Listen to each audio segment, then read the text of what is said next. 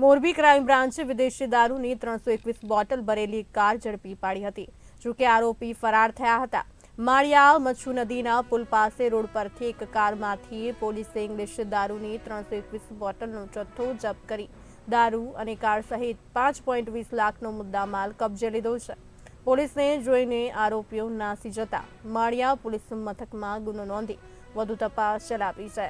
Morbi LCB team પેટ્રોલિંગમાં હતી તે દરમિયાન કચ્છ તરફથી આવતી ગ્રે કલરની i20 કારમાં દારૂનો જથ્થો ભરી માળિયા તરફ જતો હોવાની બાતમી મળતા ટીમે વોચ ગોઠવી હતી અને માળિયા મચ્છુ નદીના પુલ પાસે રોડ પર કારને આંતરી લેતા કાર રેડી મૂકી ચાલક નાસી ગયો હતો.